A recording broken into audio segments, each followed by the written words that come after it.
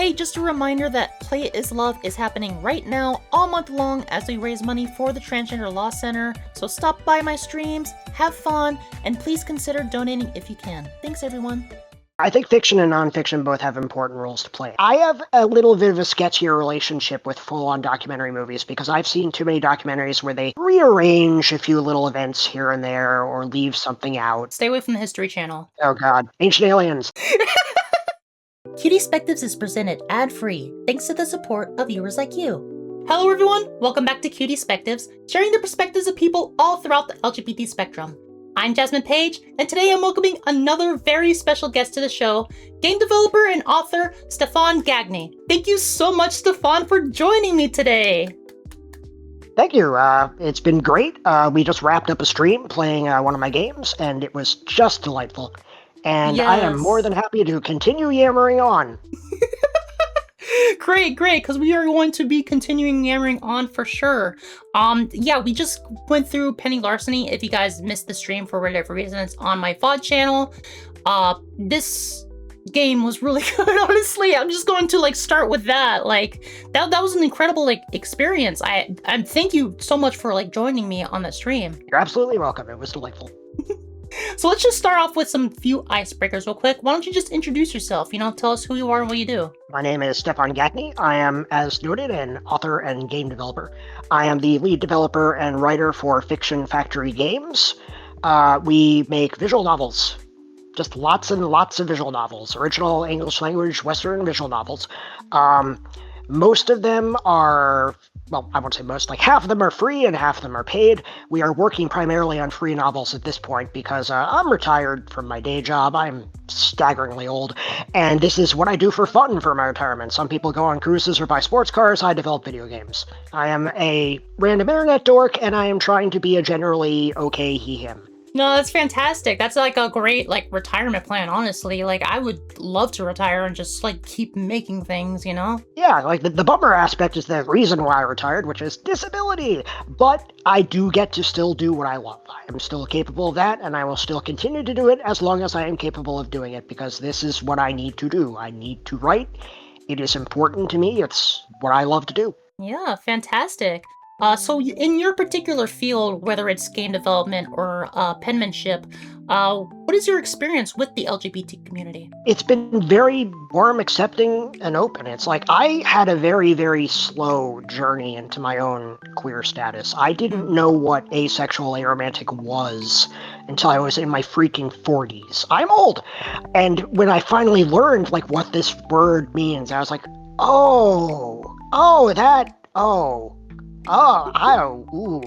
I could have saved so much time and confusion if somebody just told me about this in the frickin' 90s. So yeah, it's been very welcoming and understanding and helping me learn more about other people, about other walks of life, and I've wanted to repay that back and bring some of those stories into my own stories as much as I can represent them.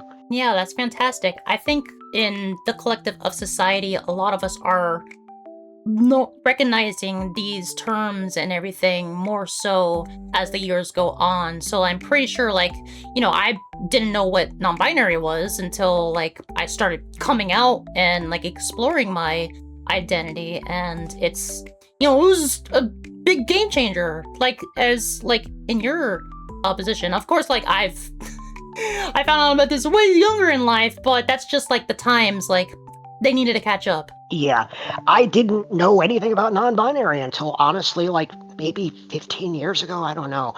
Yeah. In the 90s, growing up in the 90s, we knew gay people existed, but that's practically all we knew. Right. Even the term bisexual wasn't really thrown around a lot. And the only exposure we really had to gay culture was musicians.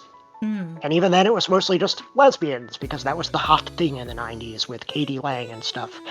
It's you got very, very limited exposure in the ridiculously white suburbs I was growing up in of any other walk of life. And it's it wasn't really so much a matter of malice, it was just more a matter of it just wasn't integrated into any of the education we were getting. It wasn't really integrated into the culture. It was only breaking through into the mainstream around that time. At least as far as I could tell. I was a teenager. It was probably earlier than that, obviously. And it's been a journey to learn and understand this more and more as I grew into adulthood. Yeah, times have definitely like evolved since like the 90s for sure. Like Yeah. I'm actually like I guess like that's kind of like the privilege of like growing up in this generation, in this queer generation, because like there was so many different things that happened throughout like the years in the queer community. I was just talking to a trans woman earlier who lived through like the Stonewall riots happened when she was a teenager. And I'm like, Yeah. that is insane that like that all that stuff was happening not that long ago. But in this field, in these separate fields that you are accustomed to, whether it's game development or writing in general, how do you feel that the LGBT community is represented? In indie games, I think it's represented pretty well. There are a lot of really great indie game authors who are telling stories that represent their own stories. There's a lot of good inclusion. That has not leaked through to AAA, but honestly, AAA is a trash fire right now. We're seeing a lot of risk-averse, no chances taken, no risks taken, just crank out what we think will trend and then fail and fire everyone. But in the indie space, yeah, we are definitely seeing some of the stories. We're seeing acceptance for them. We're seeing, like, entire presentations about upcoming queer games. We're getting queer gaming sale events. We're getting a lot, which is nice. Whether it's openly accepted by the majority of gamers or not is kind of irrelevant. The nice thing is that it's out there. Gaming is very much flooded, actually, at this point with a lot of indie releases, and it's getting a little hard to find things, and it's getting harder to pay for them as people lose their pocket money, but I think that there is certainly a lot of good representation going on. Yeah, a lot of like AAA devs and everything, they're trying to like appeal to as many people as possible, but when you try to do that, like you fail to please anyone. If you try to please everyone, you please no one in the end. But it's great to see like there's so many like so much representation in like the indie scene. That's probably why, or one of the many reasons actually, why I prefer indie gaming over today's AAA gaming.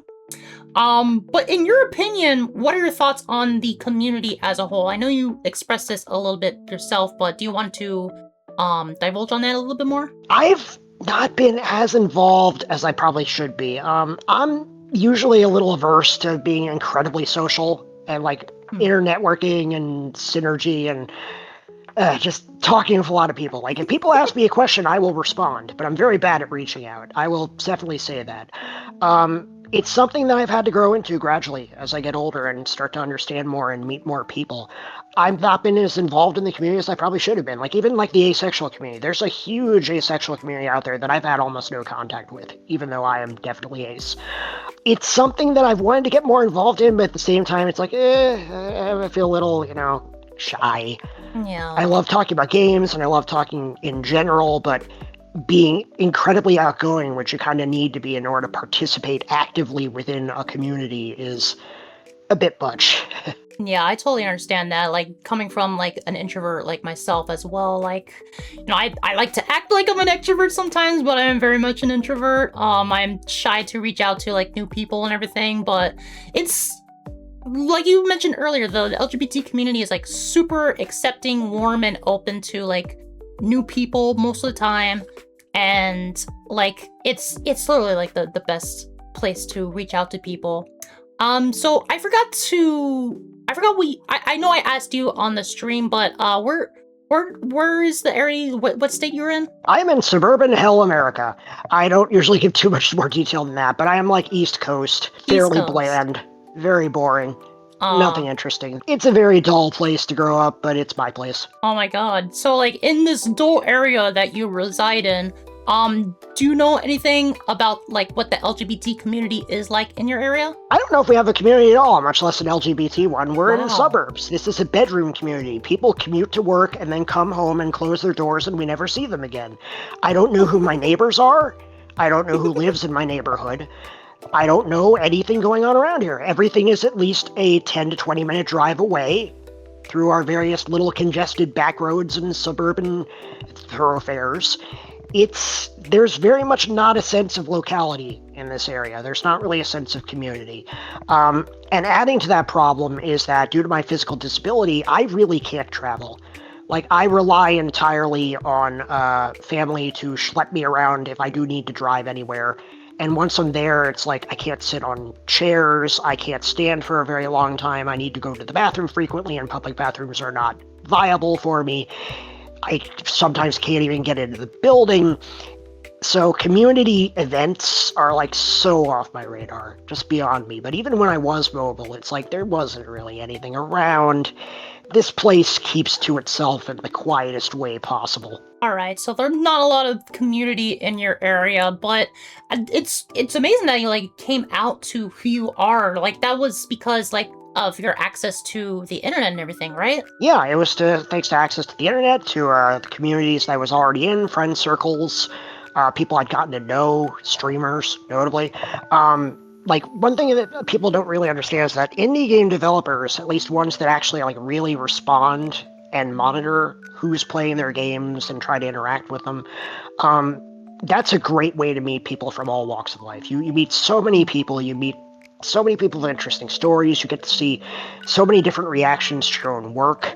It's really been my inroad into some of these communities, is like creating some art, throwing it out there, and seeing how people react. Fantastic. I'm happy to be a part of that journey. Mm-hmm. So let's go into some of the queer themes that you've like implemented in your works. Many of your published works employ LGBT themes and narratives. Why is it fundamental for you to showcase queer identities and stories in your writing? Because that's reality. It's like that is the people around us, that is the people of our community, that's the people that we work with on a daily basis, and I want to try to represent reality. I want to try to represent the wide spectrum of lived stories and experiences and cultures and backgrounds and ethnicities and everything. I know there are limits. I am a cis white dude in a basement. Even if I am hetero, even if I am disabled, I know I have limitations, and I try to respect those limits and not tell stories that are not mine to tell. But where I can represent and where I can like consult with people who have lived those experiences, at the very least to run what I'm thinking by them to make sure I'm not stepping on a landmine, I will do that. Because I feel I have a duty to try to represent reality as a writer. Yeah, fantastic. I love like the fact that you're like getting other people's like insights to actually like live those experiences yourself to like truly represent those individuals. I think that's like the best thing that a creator can do. So what are some of your favorite instances of queer characters in or stories in your own writings? I've represented in one of my most recent games, in Laugh Track, there is an Ace Aero character in that game. And I liked being able to represent that. Like, you have the ability to be Ace and Aero as a player in any of my games. You just don't go down the romance paths, or you turn off the options if it's a game that actually has sexuality and romance as options, which several of my games do. And therefore you can be Ace Aero, but that's more a matter of like turning off choices. It's not a matter of an identity. Whereas this character in my recent game, Laugh Track, Remy is from Canada. They're a non-binary Ace Aero character, and a bit of a flim-flam artist and a schemer and a wheeler-dealer, and so much fun to write. And being able to represent the Ace experience was just delightful to me. I was really glad to be able to do that. And another great example is the player character in The Shadow over Cyberspace, which is another free game I released. They have a recent disability that they were not born with, that they have to try to adjust to, and they have to try to understand how this fits into their life now and what it means for them. And I was able to bring a lot of my own lived experiences into that character. Similar to the character of Jinx from Arcade Spirits The New Challengers, I consulted with a disability specialist, a friend of mine, Catriel Page, and I said, listen, I'd like to do a character that is similar to my own experiences with mobility and difficulty traveling and things like that, but I don't want to actually do dwarfism because, which is my condition, I have diastrophic dwarfism. I don't want to dwarfism because, honestly, the user interface for a visual novel is that the character stands with the text box in front of them, and having a short-statured character there doesn't work. It gets covered up by the text box. So I was like, is there a disability which is a close analog to what I have, so I can use some of my lived experiences, but can have a full height character? and she suggested syringomyelia, which is a spinal issue which results in weak limbs and difficulty with mobility. And I was like, yes, I'll do that. And so I did research on that, and I did my best to present it accurately.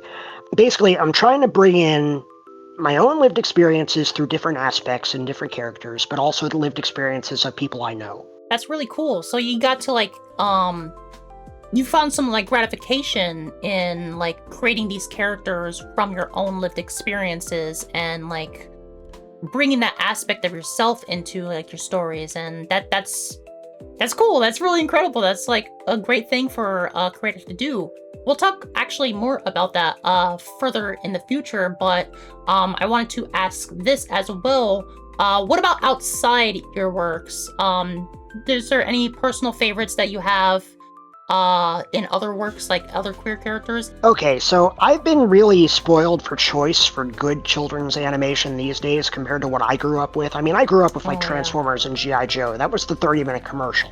And it was oddly diverse, which is nice, but not exactly quality entertainment. We're talking like candy-coated, chocolate-covered nonsense. Right, but to sell toys. Kids these days have a lot wider spread of interesting animation projects, which are also very diverse. And one of the ones I had watched recently was The Owl House, which was very queer, had like bisexual characters, it had representation of a gay romance. It was like, how did Disney Channel greenlight this? And the answer is that they greenlit it and then tried to dial it back and then just eventually canceled it. But they did manage to sneak in a lot of stuff. And they did manage to work in a lot of the stories openly, which was nice. It's so hard to get that done in front of a mainstream audience. But seeing that romance unfold, Lou's romance unfold on the Owl House, was really delightful. It's like you get to see something that you're not typically seeing on a screen, even in this day and age. And it felt good. It felt like you're looking into a life that may not be your own, but is like absolutely valid and shown with loving care. And I really appreciated that. That's fantastic. I haven't checked out Owl House myself, but I heard like great things about it, and it's so cool to see like more queer representation in children's media. I didn't watch it growing up, but I guess a few years ago I really got into Adventure Time, and I'm Princess Bubblegum is myself, my fiance is Marceline, and like I was really attracted to those characters and like their story and like how their relationship evolved over the series. It's really cool to see like more television doing that, like especially like for like kids that are growing up and experiencing these qualities. They want to see themselves in like these characters, and it's fantastic that like studios nowadays are like more open to that. Of course, like you mentioned, Disney ended up flat out canceling the show and like tried to dial it back and everything, but it's still like great that like things are like coming out like that. And I'm sure like a lot of kids who like grew up with like these shows are going to be if they're not seeing themselves in it, they can at least be empathetic towards individuals with those similar backgrounds. Yeah, I'll give you one thing. One example of diversity in when I was growing up as a little kid in the 80s, which I glued to, and stuck to this thing like glue, there was a supporting character on the Transformers cartoon who was in a wheelchair. His name was Chip. He was a computer genius. He was only in like 3 episodes, but those 3 episodes I adored because I saw somebody like me. I wasn't in a wheelchair, but I saw somebody who was openly disabled. And I was like, you don't see that so often. This is a rare gift. I need to treat this with, as if it's like a candy bar handed down from heaven. Like, oh, this is your treat. You get this. You get to see yourself on this show. And that was delightful. There was generally the occasional bit of disability representation on old cartoons, but unfortunately it tended to fall into the category of like inspiration porn, of, oh, you're so inspiring that you can just exist and do these things. And it's like, lady, I'm just living my life here. But generally that was the one thing you did actually see in terms of diversity. on kids media back then, whereas kids media these days are just spoiled for choice for all sorts of great representation, even if it has to be like forced past the network censors. You know, honestly, I envy kids today for having a much higher grade of media than I had. I had trash, but I made do with it. Well, it's a positive outlook for the future generations at the very least. And of course, we didn't grow up with them, but they still exist, and even if we're adults, we can still appreciate those things, right? Absolutely. I mean, I do like actively watch kids media these days every now and then when I hear that there's something that's bubbling up that has really high quality writing and like is clearly beyond just, this is a thing that we threw out there for money and for views. Because I may be old, I am so old, but I feel that to an extent people never really grow up. People are all kids. It's just that sometimes you trick yourself into believing that you know everything that's going on and that you're in control. So there's nothing wrong with enjoying younger media. If it's good writing, it's good writing. It doesn't matter who the target audience is. Yeah. That's why, like, the rating systems, they don't just say, like, only for kids, only kids can watch this. No, it's for everyone, right? And there's so many shows that are just beautiful by design and therefore would appeal to anyone. And I think Adventure Time is a pretty good example of that. It's like, here's a show of hope and whimsy and important things while also being very wacky and fun and simple. And it's just delightful. And we're getting so much good stuff like that nowadays that we just did not have back when I was growing up. I love that. Yeah, I definitely appreciate it too. So this is gonna be like a strange question to move on to, but that's fine. I didn't go on.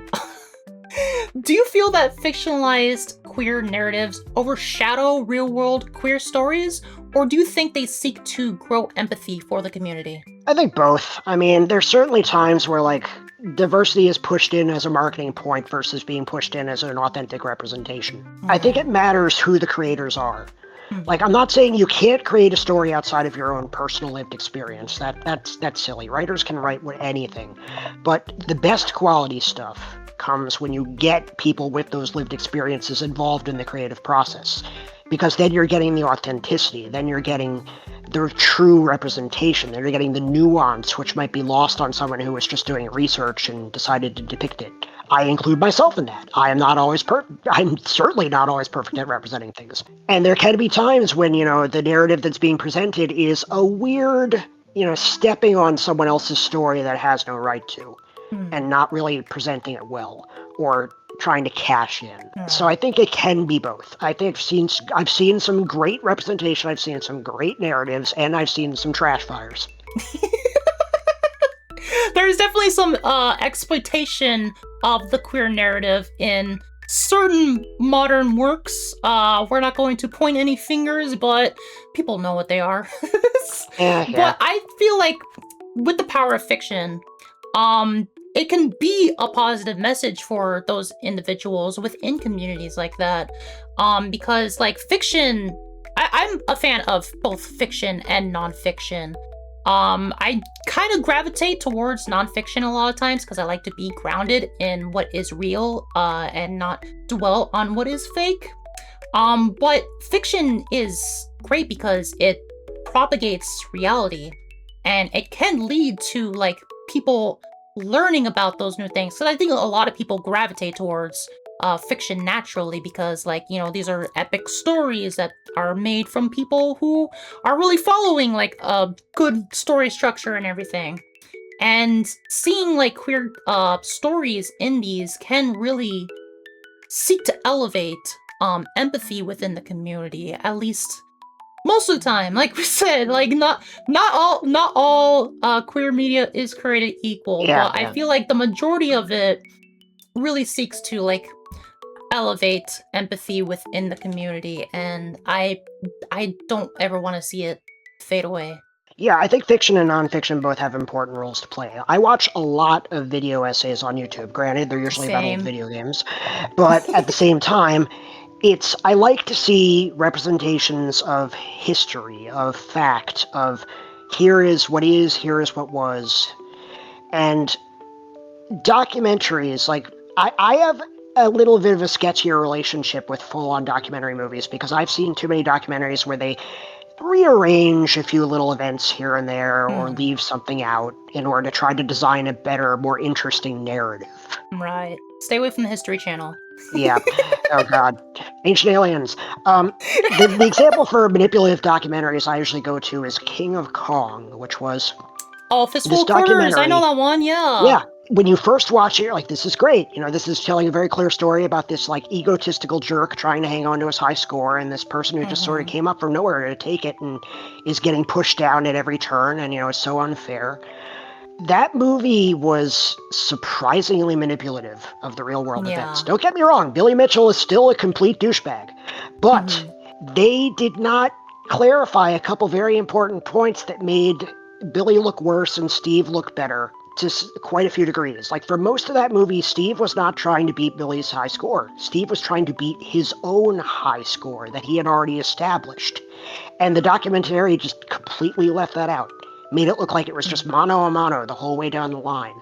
There was a lot of little rearrangement of events and stuff in order to make for a better story, but it's not what actually happened. And that rubs me the wrong way. It's like, if you're going to do nonfiction, do nonfiction. Don't invent whole cloth or rearrange things or tilt things one way or another if you can avoid it. If you're doing a video essay, which is an opinion piece, that's fine. But if you're trying to present it as this is the historical fact of what happened, you have a duty to the truth of that. Whereas fiction is interesting in terms of a tool for telling queer stories, because fiction can leverage other tools. Fiction can leverage parable, can leverage narrative, can leverage metaphor. For instance, my recent game Laugh Track, which is this comedy horror about writing a TV teen sitcom, has a ton of little mini stories about queer experiences in it. But, they're all fictionalized. But at the same time, even though they're fictionalized, they are absolutely calling back to the kinds of problems people are facing right now. And that's something you can only do through a fictional medium, because you don't want to just directly say, this is this. That's a little too blunt. You want to try to mask it within this interesting narrative and harken back and be reminiscent. So it's like I tend to draw a pretty hard line that nonfiction should be factual and fiction does not need to be, but both of them have a duty to represent. Yeah, going off of like what you're saying about like documentaries and everything, like not always painting the truth, that's an inherent problem with like a lot of media, all media, in fact. The news, Yeah. anything nonfiction, fiction, or whatever, it's left up to the creators, and it's always framed in a certain light. No matter how you swing it, like the production of media is always drawn from like a specific frame or mindset. You're not always going to get like the entire story or the entire narrative, because you're always just focused on what the director or the producers want you to see. And like documentaries are a lot of I think actually no, all documentaries, all media. It's like this. Oh, yeah, It's yeah. framed from the creators' perspectives, and like you can't always trust everything that you see or watch or whatever, but it is up to the filmmakers themselves, in my personal opinion, to deliver the most accurate, as you put it, to actual events, especially if you're making a documentary or you're reporting the news or anything. Yeah, it's like I'm not going to pretend that it's possibly totally objective, zero bias in all things. That's silly. That's the kind of rallying cry that usually just means I don't want to see what I don't want to see. That doesn't actually mean truth. But there are still lines. It's like if you are conveniently omitting facts that directly contradict the thrust of what you're trying to say with a nonfiction work, then that's sketchy. If you're deliberately changing the facts or misrepresenting them, that's incredibly sketchy. Right. It's like you can present the stuff that supports your thesis, but if you're having to purposefully misdirect or misinform, that's where I draw a line. It's like, I'm not a documentarian. I can't speak incredibly well to the subject. I just know that when I'm watching a documentary, I don't want to have to also keep Wikipedia open to make sure that they aren't trying to snowball me on this. That like I'm not getting like half the story or the entirely wrong story. So I'm way more comfortable in the realms of fiction because that's where you can try to keep the echo and the resonance of a real world event or a real world story or someone's lived experience while still using narrative as the tool to do it. It's a bit safer in a lot of ways. Right. Revisionists be damned. Yeah. So now let's go into an aspect of yourself that some may find or may be seen as a major obstacle. You've relayed earlier in this interview that you are a physically disabled person. Yet Yeah. in spite of this, you haven't let that stop you from achieving what you have creatively. Do you see your disability as a struggle to overcome or as a motivating factor in your work? I'm going to say struggle to overcome. I know it's more inspirational saying it's a motivating factor, but let's face facts. It is limitations. It is limitations that Right. you need to learn to work around, limitations that you need to learn to work within. Every time an ability is lessened or taken away, which does happen gradually over the course of anyone's life, not even a disabled person. You get old, you're going to start losing the ability to do various things. You need to find ways to either adapt, overcome, or find something else to do. It's like if you can no longer do this one particular hobby because you're physically limited, then if you just keep trying to force it because, oh, I really want to do this thing, I feel terrible, I feel like I'm broken, I can't do this, it's like, no, that's not productive. You either need to find a way to adapt and do at least some aspect of it so you can still enjoy it, or just let it go. Just accept this is not really part of my life anymore. It was a part of my life for a time, and I love that part of my life, but I'm going to move to other things. I used to go to the Penny Arcade Expo, PAX, up in Boston, like every year, and I loved it. But as I kept going to these things, it get harder and harder for me to attend because it's like I'm attending on a mobility scooter. The crowds are really thick. It's kind of hard to do anything. And as I start getting older and my disability starts ramping up, I'm getting more tired. It's more physically uncomfortable. The ibuprofen ain't cutting it. And eventually it got to the point where it's like, this is more effort and discomfort than it is worth to actually go to this event anymore. And so I had to let that go. And I was like, this is a pity because I was starting to get to know people who regularly attend the event. And I loved attending the event, but I need to accept the fact that this is not a part of my life anymore. And even though I enjoyed it and I still have good memories of it, I'm not going to discount those memories. I'm going to move on from it. And so that's one of the things I've had to do. I think that's a really wise mentality to have, especially like it can be related to like several different things, not even like a physical aspect. Like if you can't like make it in like a certain way, you have to like pivot in your life. And I think that's like very wise of you to like make that assertion to yourself. Yeah. So what is the driving force in pursuing your creative goals? I have to. I have to write. This is something I feel compelled to do. It's something I need to do. When I don't have a writing project that I'm working on, I feel a little antsy. You know, it's like I kind of want to get on it. I want to write, I want to create stories. I am driven to create. And so I must. It sounds horrifying, but that is true. It's like I am happiest when I've got something I'm tinkering with, when I've got some idea I'm working on, when I've got some writing I'm doing, when I'm planning something, when I'm developing something.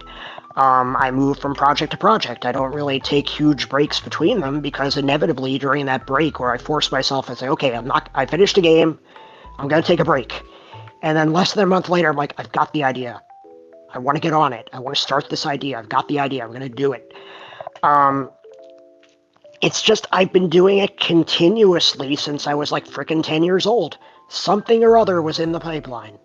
Whether it was an anime fanfic when I was in my teens, or an original novel, or a game, or even like a game mod back when we were doing Neverwinter Nights. I did a whole bunch of different Neverwinter Nights modules. I was always working on something.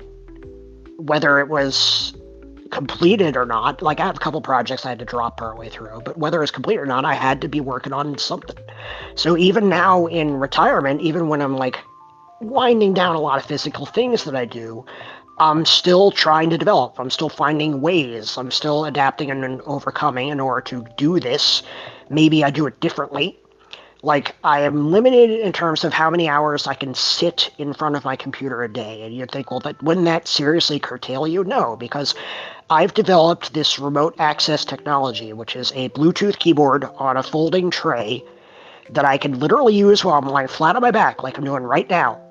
And I have my phone hooked up to a plastic extensive arm right in front of my eyes. I'm extremely nearsighted. So I use that, and then I use a streaming software to stream the desktop of my computer in the other room onto my phone over the Wi-Fi. It's surprisingly good.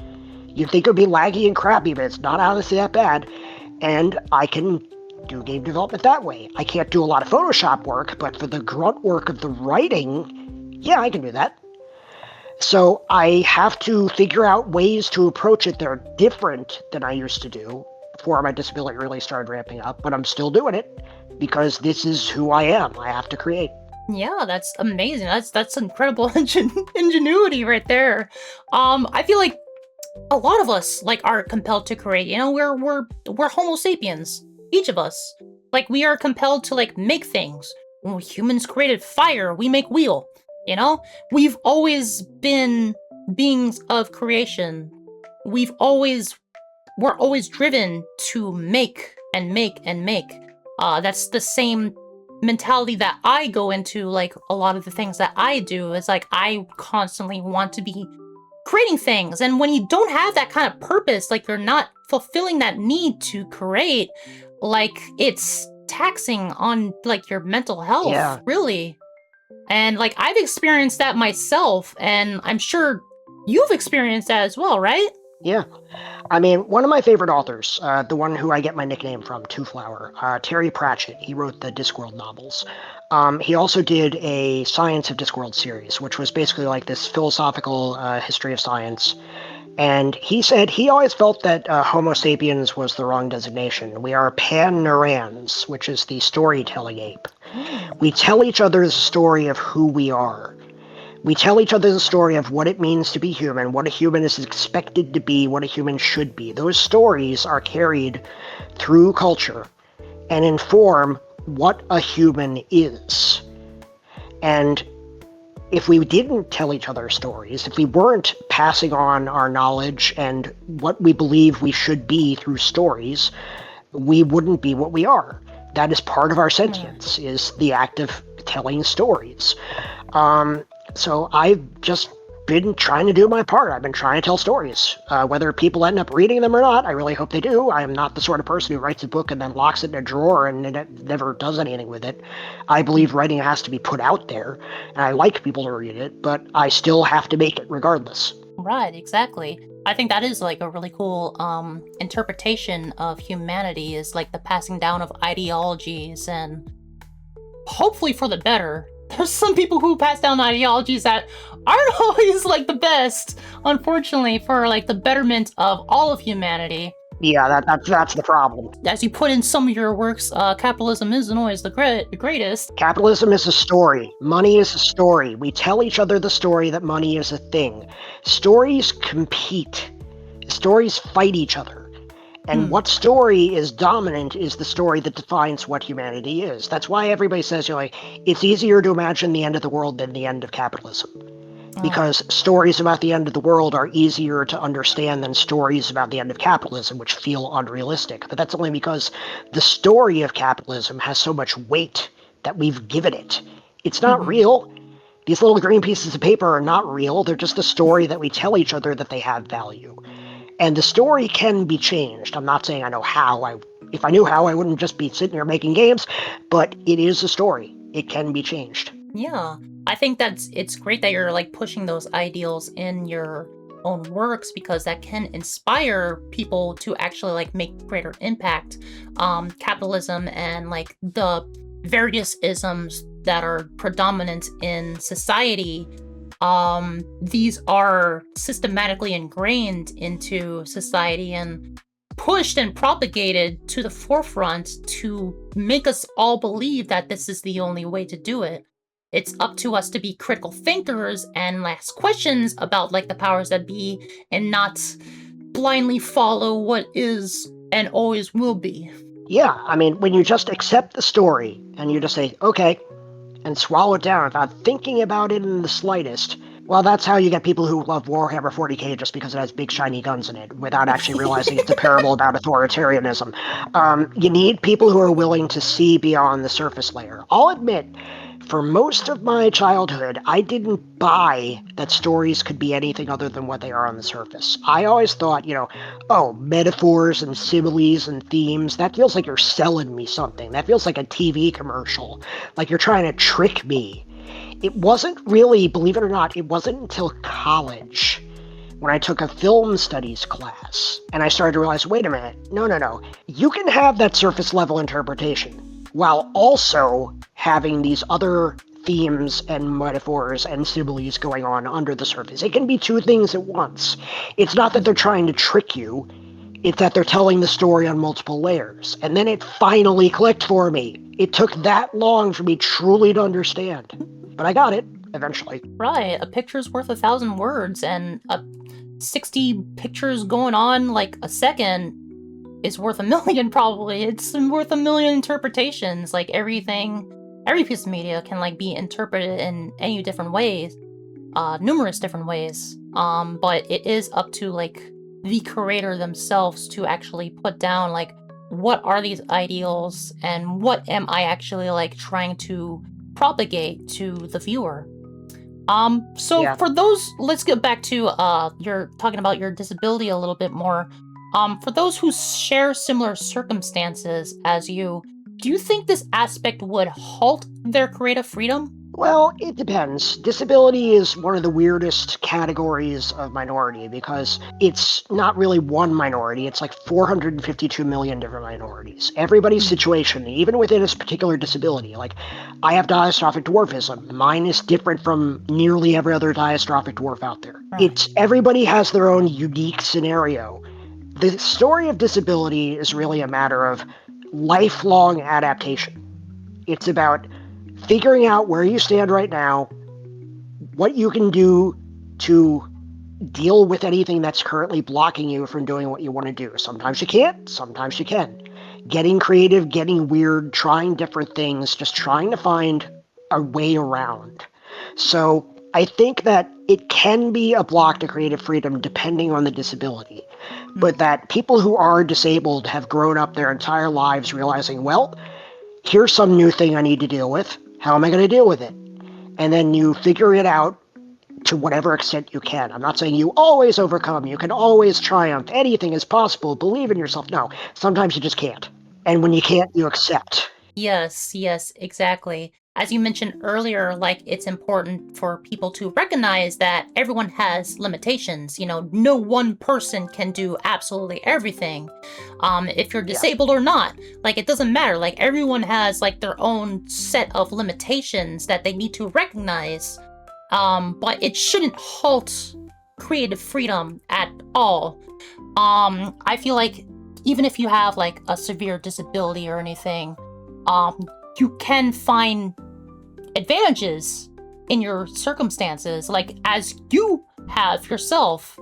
I know that like not every disability is created equal. Like there's people who are completely quadriplegic, and it can be like really hard to like create something. But like finding that aspect that you can actually like create something of your own abilities is probably the best facet that you can like ever like go across in your life, You adapt, or you reroute, or you pick a new direction. Right. You can always find something you can do if you really got to create. It's just it may not be exactly what you were targeting.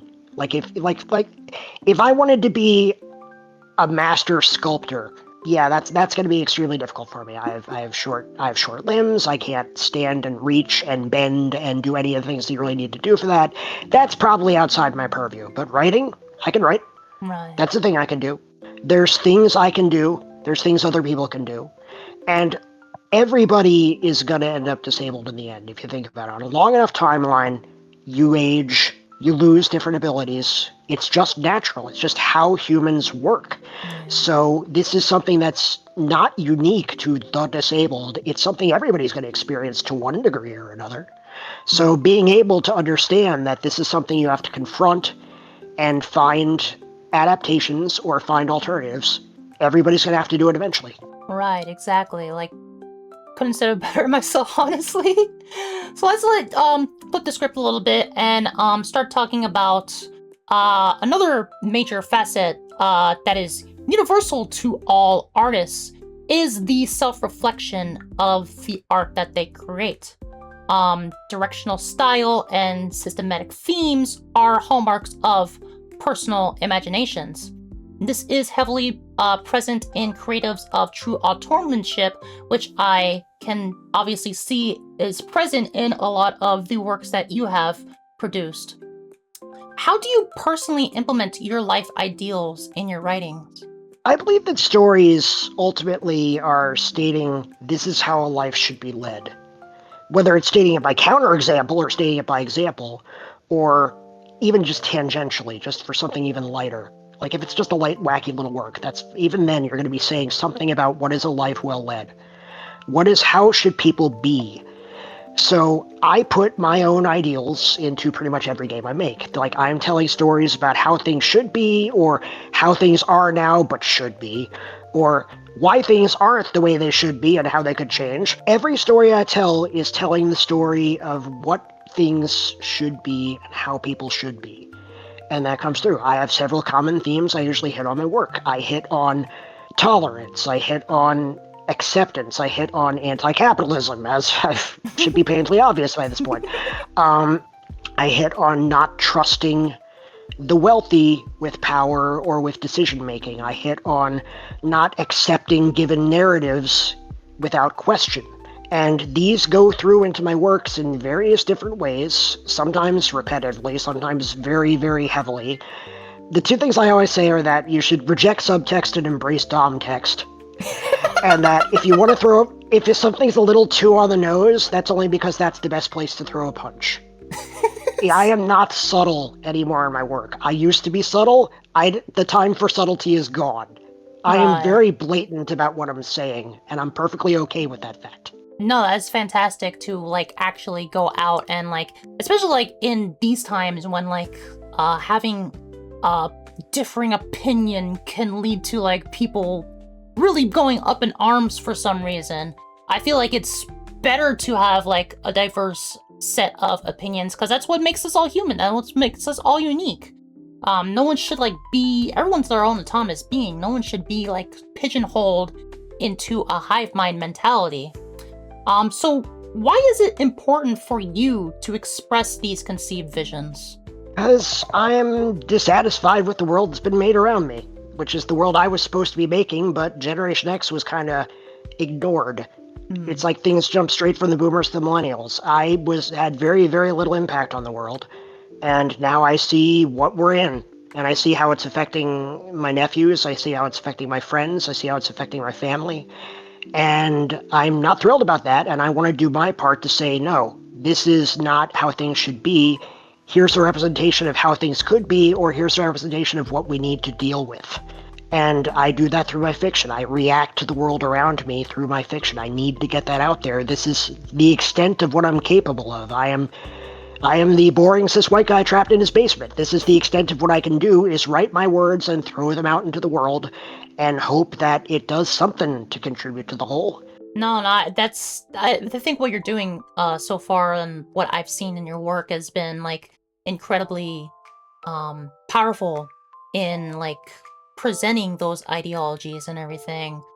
So like having that like level of importance in your work is like as like a driving motivating factor.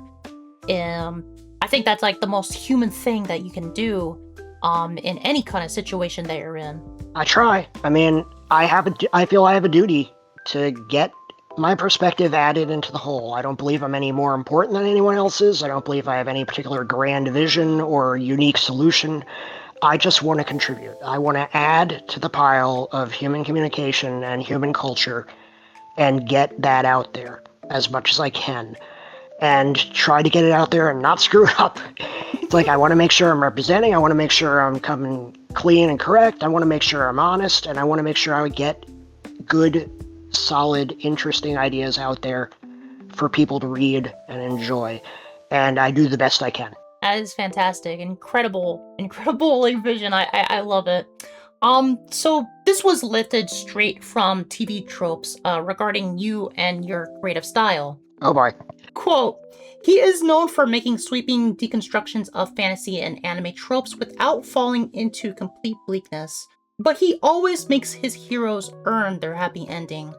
Similar to creatives like Ubuchi and Salvato, you take these fantastic tropes implied by anime and other fantasy works, and even within like the genre that you're creating, and bring a sense of morbid reality into picture. What do you seek the audience to gain from these lessons? I've always said you can't appreciate the highest peak until you've hit the lowest valley. That you need to have both. You can't have one without the other. You can't have hopeless, bleak despair without some hint that there's going to be a light at the end of the tunnel. You can't have perpetual, happy, cozy, comfy joy without understanding that there is a dark and calculated reality behind it. I try to represent both. I tried even some of my more cynical works, my later ones, where I'm just things are going more and more sideways in reality, and it's getting reflected in my writing. I still try to say there is potential, there is possibility, there is hope, there is a way through. Even if I don't know what that way through is, I have to believe that one exists. And so it has to end on a relatively light note. I don't just end with everybody destroyed, the end. I believe that you need to do that. You need to represent both. You need to be able to represent the cruelty of what a situation is, but you also need to be able to represent that the cruelty is not the only aspect, that is not the ultimate destination either. Right. So how has this aspect been mirrored throughout your lifetime? In my works, pretty much all of the stories are of struggling against forces larger than yourself, whether it's corporate power or political power or people deliberately trying to get in your way or people refusing to accept you or just struggles against terrible forces. It's like I have terrible things in these games. They are not always feel-good games, especially like Laugh Track is kind of sold as this wacky feel-good sitcom game. No, it's dealing with some very, very hard reality, some very fierce and serious issues. But ultimately it still comes down on joy and hope. And in a lot of ways, that's because I want that joy and hope, and I do not always feel it, so I may as well put it in my games. Like, if I can write it, maybe I can eventually believe it. So I'm interpreting what you just said as you don't find any, like, joy or hope in your present life. Is that correct? I'm not saying impossible, but it's been hard lately. I've had a really rough run of it the last few years. I mean, disability ramping up. There's a reason why I retired from my day job on disability. I had to, and it was very hard to adjust to some of the new normals. Things going sideways in reality in terms of half my country basically deciding I shouldn't exist. Don't worry, I'm a safe apolitical game developer, not a brand risk. Let's not forget COVID, even though a lot of people want to forget that it happened. Yeah. It's like the last time I really felt safe was the 90s. And then things went pretty frickin' sideways at the kickoff of the 21st century, and never quite been settled in ever since. That's probably old man yelling at cloud, but that is the truth. And I try to, through my writing, say that no, there is not bleak despair, there is not hopelessness, there is possibility, there is a future. So I make sure my characters believe that, and I take some joy from that. That is quite possibly the most important lesson that I think you can deliver in a piece of fiction like that, is to showcase a sense of optimism. Even though, like, you know, tragedies and everything, they exist, and, like, they're powerful works of, like, depicting reality as it is, but, like, we have to still remain steadfast in, like, seeing that there is a possible good in the future. No matter what situation you're in, you always have to hold in hope that, like, things will get better. And things do get better. History has always had peaks and valleys, and right now I believe we're in a pretty deep valley, but we have to hold on hope that things are going to turn out for the better, and not give into despair and just end it all, because I feel like if we, like, let nihilism take over and not live our full happy life that we should be given, then like the powers that be, the evilness in the world, that's what takes Yeah. away your life. And like that's one of the most tragic things, is to completely give up on hope. I mean, to quote a friend of mine, apathy is death. You can't give in to apathy and nihilism. It's like, yeah, I am pretty damn cynical, and I can be kind of a pessimist, but ultimately I know that's not the answer. I know it's not a solution. It's just a wallowing. You need to be able to reject nihilism and reject apathy and reject complacency and reject authoritarianism. It's like you need to be able to say, this is not how it has to be, just because it always has been or it seems to be. Always, this is how it's always been is the worst possible justification for anything in the universe. This is how it's always been is how you end up in complacency and nihilism and apathy. So in my stories, I try to present those as the forces of evil. These are the antagonistic forces, are the ones that are saying, this is just how it should be. This is just how it is. You just need to accept that, whatever. My characters tend to stand up and say no, or at the very least, the player character that you play has to be able to stand up and say no. That works its way into a lot of my games, where it's like, you'll get antagonistic forces telling you, sit down, shut up, this is the way things are, this is, as bad as it is, this is just what it is, and you have to be able to say no and work against that. So maybe it's a power fantasy of fiction, but it is what I write into my stories. I mean, a lot of the reason philosophy and thought and freedom of thought and critical thinking exist is to answer life's greatest question: why are we here? Why do we exist? And there's a lot of interpretations as to why we're here and why we exist and why we're going to continue to persevere, or sometimes give up, like nihilism suggests. I believe that like there isn't an inherent answer to this question of why and what, and or any of like these questions that we aren't giving like a physical answer to. I think it's important to acknowledge that there's no inherent meaning in life, but not let that stop you from living your best life and fighting the powers that be to try and give a better life to the future. That's how I always try to move forward, and I know that not a lot of people, or no one should like follow any one interpretation or one pre-existing ideology. Everyone makes their own life interpretations and ideologies and find their own paths in life. Yeah, one of my favorite memes is the two views of nihilism, which is nothing in life matters versus nothing in life matters, which is that you can either look at it as bleak. That's existentialism. You can either look at it as bleak, or you can say, because there is no one specific ascribed meaning to life, then you can ascribe your own meaning to it. You're free. You're free to decide what your meaning of life is. You're not adhering to a dogma. You're not told by an authority. If there is no meaning to life, then life is what meaning you give it, and that is ultimately very liberating. And there's a fun divide of that in like Arcade Spirits Theater Challengers, one of my games. I keep plugging my games.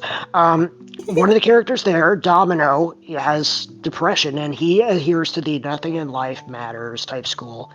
But then another one, Zapper, is much more of the upbeat, nothing in life matters sort of nihilism. And these two contrast each other pretty well within the story, presenting these two perspectives. And it's ultimately down to the player to recognize and acknowledge both of them. So yeah, it's like ultimately I try to inject positivity no matter how dark the story can get, no matter how brutal the forces they're facing are. It's never just like evil skeleton man with a sword. It's like they're usually facing down the inevitable forces of capitalism or something. And there has to be positivity. And even if I personally don't have the magic solution to fix capitalism, if I had that, I wouldn't be down here. I can at least say it should be possible and you should strive. 100%. Fight. Believe. Do it. Nike, just do it. Yes. Do it, guys. Come on. Or what is that horrible person? Just do it, right? Do it! Don't let your dreams be dreams. Yeah. Yeah. So do you have any advice for people like us who want to pursue writing professionally? Man, I was never formally taught. I took a writing class in college once, and I hated it. I kept getting feedback like, I liked it, but I would do this and this and this and this. And I'm like, you're not the one who's writing the story, buddy. I can't suggest taking formal writing classes. I suggest reading and writing, period. Read a lot, write a lot. Write, write, write. Practice. Discover this stuff the way you do it just by naturally developing over time. I was not a great writer when I was a kid, but I was still writing. I got better over time. Everybody gets better over time. You don't get better without putting in the practice. So just write and write and write. Fantastic. But that about wraps up all my questions. Thank you so much for being a part of the show. Remind everyone where they can find you. Okay, you can find all of our games at fictionfactorygames.com. We have a Blue Sky. We have abandoned Twitter. Let the Emerald Mine be closed forever. Yes. And you can find us at fictionfactorygames.com on Blue Sky as well. We have released several free games. We have released several paid games, which help pay for the free games. So, it's all a circle of life type situation. You can just go ahead and grab them and start playing them. Even though they are all interconnected with this one ongoing storyline, they are also designed to be standalone. They are also designed to be enjoyable individually. Alright, thank you so much again. Please go check him out in the link in the description below. Show him all the love and support. This has been cutiespectives. I'm Jasmine Page, and I will see you all with another very special guest next month. Until then, take care of yourselves and have a great day. Thank you so much for watching. Feel free to share your perspectives down in the comments below and let me know who you'd like to see in a future video. See you next time!